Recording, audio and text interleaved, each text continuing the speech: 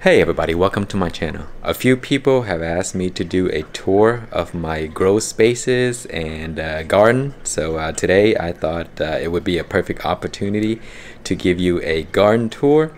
And at the same time, I'm going to show you some of the stuff that I have going on and things that I will be working on. So we'll start with my Aerogarden here. This is the Bounty.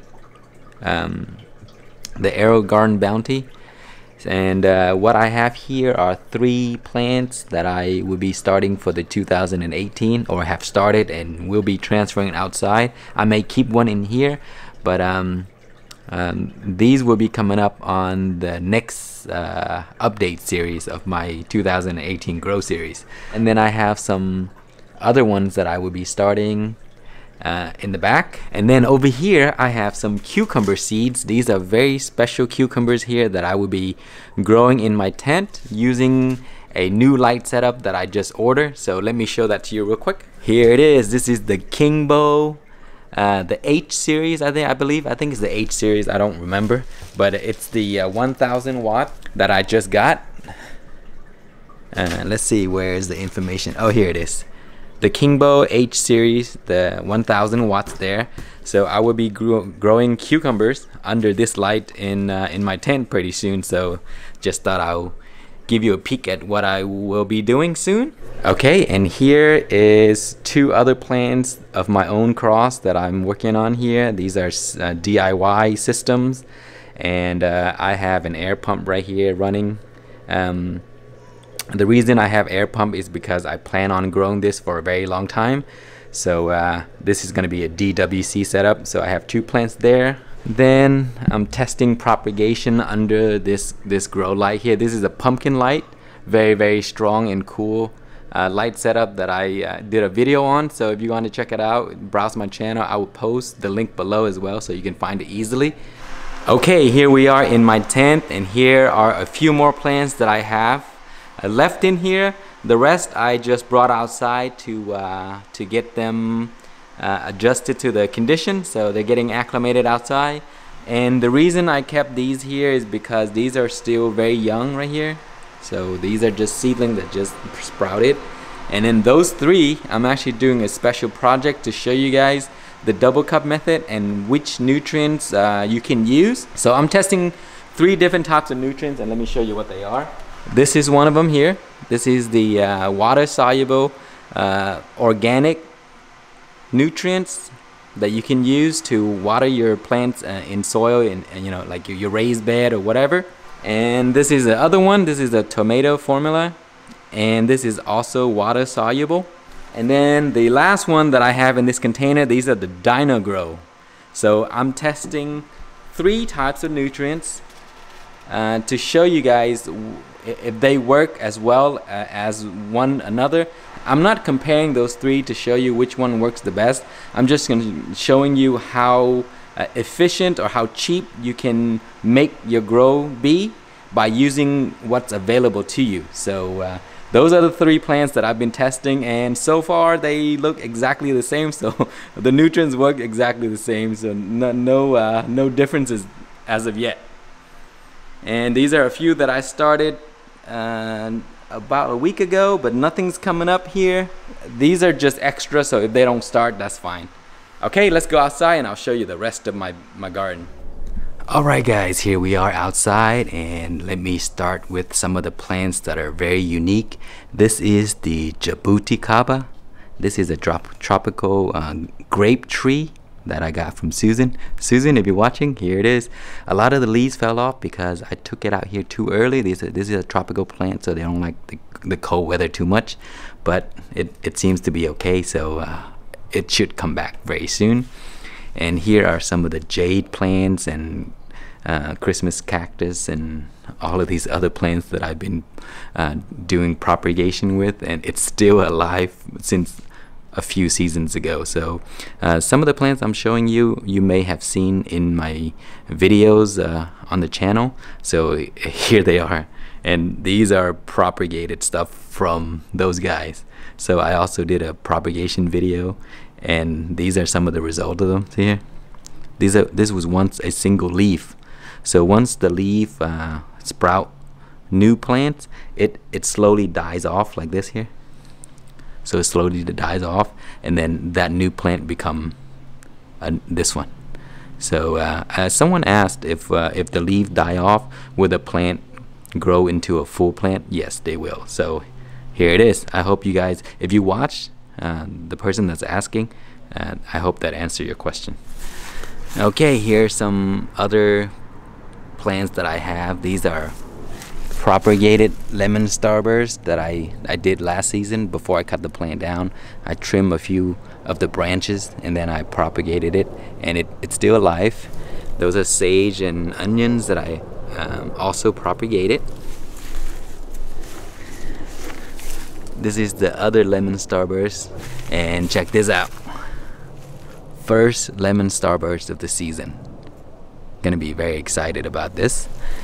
And here is the only Franken tree that survived, because my other big specimen, the really nice looking one with like 6 grafts, it died because my electricity went out. But this is the only one that's left. So the bottom is a different variety, and then the top here is a different variety. So this is a very cool one. So probably gonna be my favorite plant this season, so I can't wait to see it produce. Okay, these are shiso, and I did a video on this recently to show you how easy it is to grow these. And look at all these, the seeds dropped and they're all over the place. See that? That's another lemon starburst that I propagated from last season. Sun sugar tomato, looking awesome right now. This is one of my favorite cherry tomato varieties because it's really nice and sweet. So I have 3 of these going. So that's the best looking one. And Reaper that I bought at a local nursery for $1.49. Some aloe vera right here, and some watermelon that I should be growing very soon. And these are just a bunch of herb. These are oregano, shiso. These are pear tree. I just threw some Asian pear seeds in there. Look at that, it grew. And these are ground cherry, which I would be moving into its own pot so that I can have ground cherry this season. Those are awesome berries, so they're really good to grow. Alright, and here is my attempt at a bonsai plant. Chris, for your contest, I haven't shown this off yet because it looks pretty bad.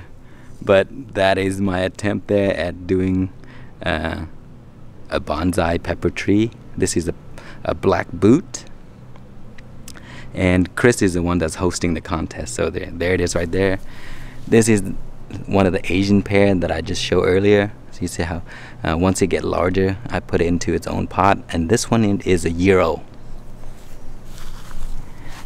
One of my other cross here, this is gonna be a very nice one. This is the Crimson Starr. And that one over there is the Super Pekin. I have 2 of those. Alright, next up here is my Sriracha Hornet. This is the one that I did a video most recent, that I took it out of DWC into cracky and now into soil. So it's been a few days and it's still alive. And as I mentioned in the video, just leave it out of the sun for a few days until it kind of like get adjusted to the condition, and then you can expose it to full sun. So today it's under full sun right now, so it's alive, it's looking good. So I will update this plant later in the season once it fully produce and have some pods and all that to show. Right now it has a few, but I might just pick these off because these are not good quality pods. They're so small. I really don't want those. Okay, next up are some of the plants that I would be growing for the 2018. These are here sitting over there getting sun, so they're getting acclimated. Most of these are my own crosses, and some are just the special one that I'm growing for the contest. And the people that are in the Scotch Brain contest, guys, here it is. That is my contest plant right there. Look at this, beautiful and healthy. So that's the champion, so you guys better watch out. These are the white tie, absolutely gorgeous plants, one of my favorite. And as you can see, there's a bunch because I'm gonna grow all of those. All right, let's get into some of the raised beds that I have. Here are some plants that I am propagating. This is called the Chaste Tree, I think, but it's basically a tree that smells pretty much like an herb, and you can use the berry, I think, to make tea and stuff like that. But I'm not growing this for that purpose. I just love the way the tree looks. The flowers are purple and it's a very beautiful tree. So you find this all over the place in Texas, and they're the easiest plant or tree actually to propagate, because all you have to do is cut a branch off of the original tree, plug it into soil, and keep the soil moist, and you will have a new tree. So I have this one here, that one there, and that one there. So the 3 trees are propagating, and this one's already successful because it's growing. And these here are starting to put out some buds right there. So I will have 3 trees, and I'll show you another one that I already did, and it was successful. And here's one of my other prized plant. This is the Super Pekin. And as you can see, look how many shoots there are. They just all these branches, and the middle is very bare because I chopped the middle off because it was kind of like covering the bottom shoots from getting sun. So I chopped the entire thing off, and now look, all of this that was blocked at one point started to grow out of that. And I don't always recommend topping peppers, but if it's early in the season, then do it. If it's late, don't do it, because when you top it, it does set your plant back. And I did this because my plant started really early inside, and when you cut it early, you get, look at all this. Those are all of the branches that you would get from early topping. Late topping might not be a good idea. All right, here are some sage. These guys were from last season and the season before that, so it's in its 3rd season, same spot, still growing. I refresh the soil every year, so it looks very, very healthy. And then look at these. These are lettuce leaves from the previous season where the seeds dropped, and then it just grow everywhere. I just left it there because I just want to see how well it would do in the grass. Okay, and then these are Cuban oregano from last season. Before it freezes over, I cut a few of these off, took it inside and propagated it, and then once it got warm, I took it out, and here it is back into its original spot. And here is the artichoke plant. These things here can get massive, so if you're gonna grow artichoke, make sure you have a space for its own, because this can easily fill up the entire raised bed here, so that will be moved. Rosemary, propagated rosemary from 2 seasons ago. I cut a few branches off, put it in here, and then 2 seasons later, look how big they get. Very, very healthy. Look how green this is. So rosemary are very easy to propagate, and if you need to know how to do it, just follow the method I did in my video. It's just water and a branch. That's it. Look at these asparagus. Those are asparagus. Sweet basil there. Those are gonna grow massive this summer. I got some Thai basil as well somewhere. Here it is right here. And those are volunteer lettuce that was here. I just took it out and put them in there. And this is sorrel, very cool vegetable to grow. And these are the lettuce that I was talking about, where it grew and produced seeds, and I didn't want it to produce seeds, so I just chopped it off. I need to pull this out because it's amazing that lettuce are such great survivor. Once they start to produce seeds, they will grow a huge stem, really tall, and if you cut the stem, it'll start growing at the next node and still produce flowers. So if you want lettuce to produce a ton of flowers, allow it to flowers all the way, and then collect those seeds. And if you want it to produce again, cut it off, and then it will produce more. So one lettuce plant can give you thousands of seeds, so that's all you need, just one plant. Okay, and here is a project that I've been working on here. This is my portable DWC deep water culture system for growing tomato. This is a 2-gallon. It's basically a protein shake container.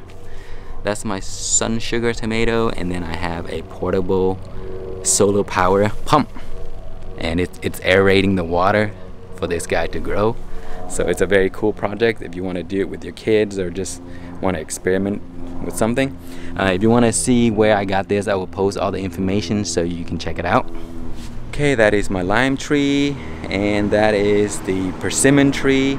Look at that, it's growing very nice, very cool. That's the Fuyu variety.